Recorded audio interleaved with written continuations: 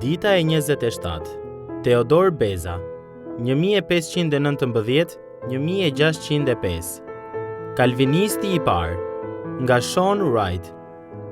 Theodor Beza lindi në një familje që i përkiste sërës së fisnikërisë së vogël franceze dhe përfitoi një edukim të shkëlqyer në përgatitje për karrierën e tij si jurist.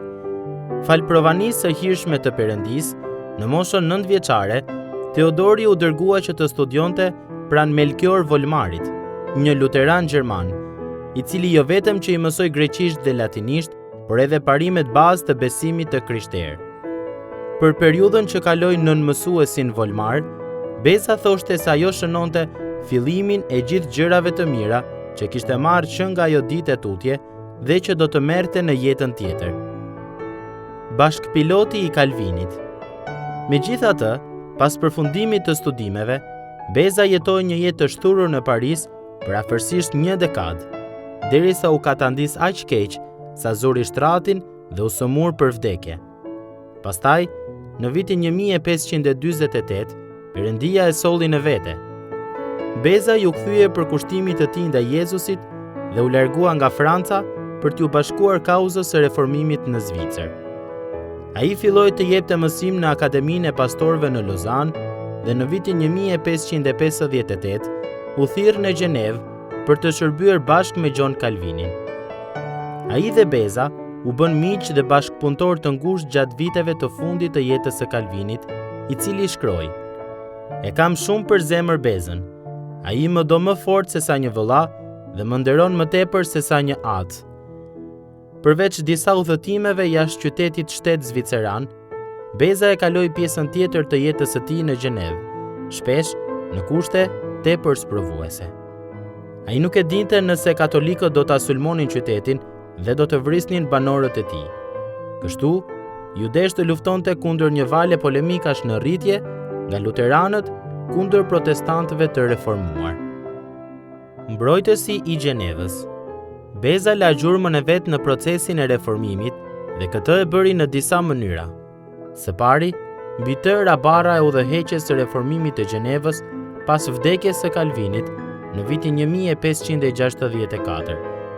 Për plot 40 vjet, Beza shërbeu si pastor dhe profesor. Udhëtoi në Francë për të ndihmuar protestantët e shtypur atje, si dhe debatoi me katolikët dhe luteranët. Nuk ka dyshim që John Calvini ishte babai i kalvinizmit, por Beza, me plot të drejtë, mund të konsiderohet kalvinisti i parë. Ai gjithashtu i dha trajt asaj që tani e quajmë kalvinizëm, duke i zgjeruar dhe mbrojtur doktrinat që Calvini risolli në qendër të vëmendjes. Përmes mësimit dhe shërbesës së tij libërshkruese, Beza mbrojti llogaritjen e drejtësisë së Krishtit si elementin thelbësor për drejtësimin e mëkatarit. Ai shpjegoi pse ishte e drejtë të besojë në paracaktimin e dyfisht, si dhe shtjelloi ngushëllimin që besimtari merr prej shlyerjes së përcaktuar të Krishtit. Përveç udhëheqjes së tij pastorale, Beza i siguroi kishës së re të reformuar frëngjishtfolse literaturën e nevojshme në ndihmë të rritjes së saj. Gjatë jetës së tij, Beza u bë i njohur më tepër për punën e tij me dhjatën e re, punë e cila kulmoi në veprën Annotations of the New Testament, shënimet e dhjatës së re. Kjo kryevepër gjuhësore përfshinte tekstin e dhjatës së re në greqisht, përkthimin e vulgatës latine dhe përkthimin origjinal në latinisht nga Beza. Beza shtoi shënimet e veta shpjeguese dhe ato në fund të faqeve, duke demonstruar që besimi i reformuar ishte qartësisht një gjë që mësohej në Bibël. Shënimet e tij në veprën e dhjatës së re luajtën një rol ndikues në botimin e Biblës në anglisht në vitin 1560, ose, siç njihet ndryshe, Bibla e Gjenevës, vepër e cila u bë përkthimi më popullor i Biblës mes puritanëve. Teksti i dhjatës së re në greqisht që botoi Beza ishte ai që u përdor nga përkthyesit e King James Bible, Biblës së mbretit James, në vitin 1611. Në dorën e pushtetshme të Perëndisë. Beza trashëgoi vizionin biblik të Calvinit për sovranitetin e ëmbël të Perëndisë mbi të gjitha çështjet e jetës njerëzore. Pas vdekjes së Calvinit, Beza përjetoi kohëra të trazuara dhe sprova, të cilët do ta shtynin të besonte edhe më fort në Zotin e tij. Në vitin 1587, për shembull, kur dukej sikur Gjeneva do të pushtohej nga katolikët, Beza e inkurajoi bashkësinë e tij që të besonte fort në provaninë e mirë të Atit të tyre qiellor. Kjo doktrinë është plot ngushëllim të mrekullueshëm. Përmes saj kuptojmë që prej fuqisë së Perëndis ton zbutet dhe pushon hungërima e atij luani të lidhur me zinxhir. Kuptojmë gjithashtu që Perëndia nuk do ta lejojë kurrë që ai të bëjë ndonjë gjë kundër fëmijëve të tij, e cila të mos jetë për të mirën dhe dobinë e tyre. Sikurse na thot edhe apostulli, Romakëve 8:28, dhe na e mëson gjithashtu përmes shembullit të tij. 2 Korintasve 12:17.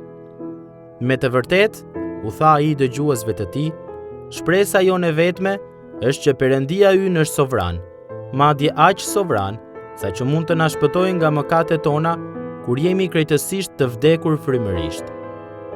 Në natyrën tonë nuk ka asgjë tjetër veç se rebelim kokfort dhe të dëshpëruar, gjersa fryma e Perëndis shpor tutje fillimisht errësirën e mendjes sonë, e cila në vetvete s'mundet dhe as që ka për të menduar kurrë për gjërat e Perëndis.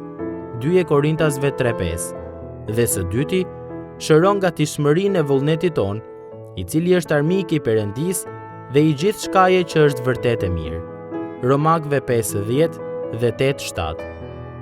Mendja dhe zemra e Bezës u ndriçuan aq sa të kuptonte që për shkak se Perëndia mbretëron dhe ka gjithë pushtetin, të krishterët mund të shpresojnë në mirësinë e tij si për shpëtimin e tyre, ashtu dhe për mbrojtjen që do t'u ofrohet përkundër rreziqeve, me të cilat do të ballafaqohen gjatë shtektimit të tyre toksor.